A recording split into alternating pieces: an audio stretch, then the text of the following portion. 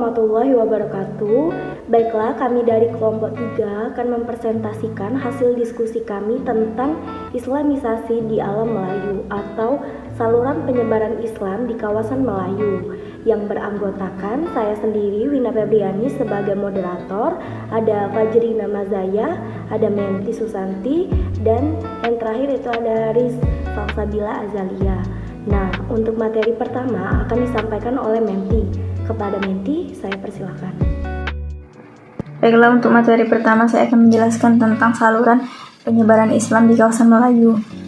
Yang pertama itu adalah masuknya dan berkembang pesatnya Islam di Indonesia pada tahun 13-17 Masehi, memunculkan banyak pendapat yang berbeda,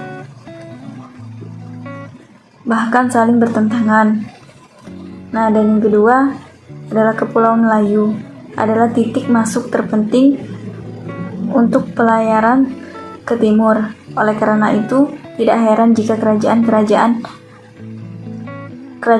Islam awal seperti Samudra Pasai pada tahun 1270 sampai 1514 Masehi dan Malaka pada tahun 1400 sampai 1511 Masehi muncul di sini.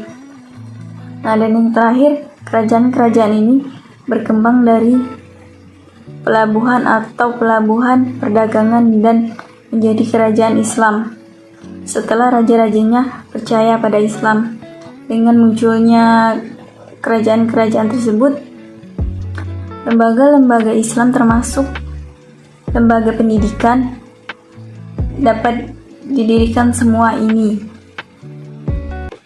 memberikan kemungkinan bagi penyebaran dan transformasi budaya Islam. Adapun faktor perkembangan Islam yaitu mundurnya perkembangan agama Hindu dan Buddha, mengikuti surutnya kerajaan Hindu dan Buddha yang diikuti oleh mundurnya peranan politiknya. Baiklah, untuk materi selanjutnya akan dilanjutkan oleh Wina. Baiklah, untuk materi selanjutnya itu ada tahapan perkembangan Islam. Agama Islam berkembang tahap demi tahap di Kepulauan Nusantara melalui jalan yang berliku-liku dan berbeda di daerah yang satu dengan yang lain. Nah, masa-masa penyebarannya ini juga tidak berjalan serentak di wilayah yang berbeda-beda. Yang ditekankan ialah pengenalan dasar-dasar kosmopolitanis Islam, ketentuan dasar pelaksanaan syariat agama dan fikih, berkat meningkatnya tingkat pemahaman dan pendidikan yang diperoleh oleh kaum muslimin. Ajaran Islam kian dipahami lebih mendalam. Nah, adapun pokok-pokok yang dibahas dalam kitab-kitab Melayu meliputi bidang-bidang seperti fikih ibadah dan muamalah, fikih duali syariah, usuluddin, kalam, tasawuf filsafah, dan tasawuf akhlak. Ada tafsir Al-Quran, ilmu hadis, historiografi, tata bahasa, retorika, ilmu ma'ani, estetika, astronomi, ada ilmu hisab, perkapalan, ekonomi, dan perdagangan. Dan ada juga sastra dan seni, ketabiban, farmasi, dan lain sebagainya. Selanjutnya ada 8 faktor yang menyebabkan orang Melayu mengidentifikasikan diri dan kebudayaannya dengan Islam. Yang pertama itu ada faktor perdagangan, yang kedua ada faktor perkawinan, yaitu antara pendatang muslim dengan wanita pribumi pada tahap awal kedatangan Islam. Ketiga ada faktor politik seperti mundurnya kerajaan Hindu dan Buddha seperti Majapahit dan Sriwijaya. Keempat ada faktor kekosongan budaya pasca runtuhnya kerajaan Buddhis Sriwijaya di Kepulauan Melayu.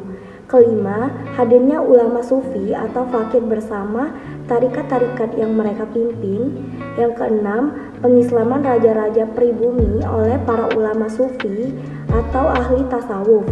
Yang ketujuh itu dijadikannya bahasa Melayu sebagai bahasa penyebaran Islam dan bahasa pengantar di lembaga-lembaga pendidikan Islam. Dan yang terakhir itu mekarnya tradisi intelektual baru di lingkungan kerajaan-kerajaan Melayu sebagai dampak dari maraknya perkembangan Islam. Baiklah, di sini saya akan menjelaskan mengenai perkembangan peradaban Islam Melayu. Dalam istilah, jika dibicarakan, istilah peradaban atau kebudayaan biasanya selalu merujuk kepada kandungan makna pada kata-kata atau istilah yang sejenis seperti mila'ah, ummah, kohakofa, tamadun, hadaharo, dan adat. Istilah ini dipakai dalam seluruh kurun waktu sepanjang sejarah Islam. Kata Melayu sangat akrab dan diidentikan dengan bahasa, sebuah ras antropologi yang dikenal dengan ras Mongoloid Malaya. Orang Melayu adalah rumpun orang Melayu yang menggunakan bahasa Melayu, sedangkan Melayu berarti nilai dan identitas orang Melayu. Berbagai suku yang tergolong Melayu, namun Melayu adalah suatu nama, yaitu nama bangsa.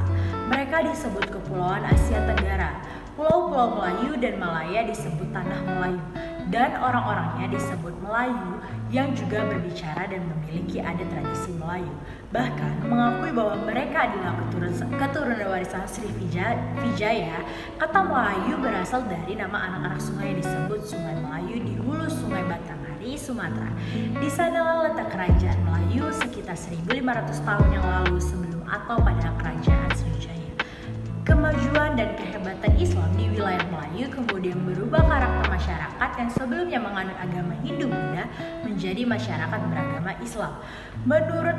Menurut itu, hal pengaruh Hindu-Buddha baru berkembang pesat di Nusantara pada abad ke-5 Masehi. Kerajaan Kutai di Kalimantan, patung-patung Buddha gaya Amaravati ditemukan di beberapa tempat di Sulawesi, Jawa, dan Sumatera, memperlihatkan perkembangan kebudayaan Hindu-Buddha yang pesat ketika itu. Terima kasih. Selanjutnya akan dijelaskan oleh saudari Fansina Masek. Kepadanya disilakan. Baiklah, di sini saya akan menjelaskan faktor pentingnya penyebaran agama Islam. Yang pertama, melalui istana pesantren. Di sini istana itu sebagai pusat kekuasaan yang perannya dalam memberikan legitimasi politik untuk masyarakat yang bernaung di bawah kekuasaannya. Lalu ada pesantren yang dikelola oleh kalangan terdekat yang memberikan penjelasan esensi sebagai agama yang membumi dan juga mudah dicerna. Di sini sifat pesantrennya terbuka untuk siapapun yang bisa menjadikan lembaganya bisa menjadi tempat belajar masyarakat untuk mempelajari dan juga memperdalam agama Islam. Lalu pasar sebagai tempat pemukiman saudagar, kaum terpelajar, dan juga kelas menengah yang berhadapan langsung dengan situasi kultural yang pada saat itu sedang berkembang. Di sini secara kultural Islam memang disebarkan melalui pesantren dan juga pasar. Lalu secara politik itu dari legitimasi oleh istana.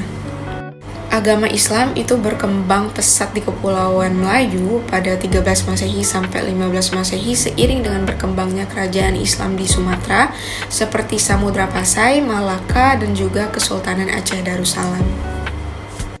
Lalu selanjutnya faktor peradaban Melayu menjadi subur. Yang pertama itu agama Islam dan juga tradisi cendekiawannya yang memang benar-benar meresapi semangat jiwa bangsa Melayu. Lalu yang kedua, pada akhir ke abad 16, itu perkembangan penulisan dan juga penyalinan kitab suci itu semakin pesat. Lalu yang ketiga, bahasa Melayu itu mengalami proses islamisasi yang menjadi bahasa pergaulan. Misalnya dalam bidang perdagangan, politik, intelektual, dan juga keagamaan.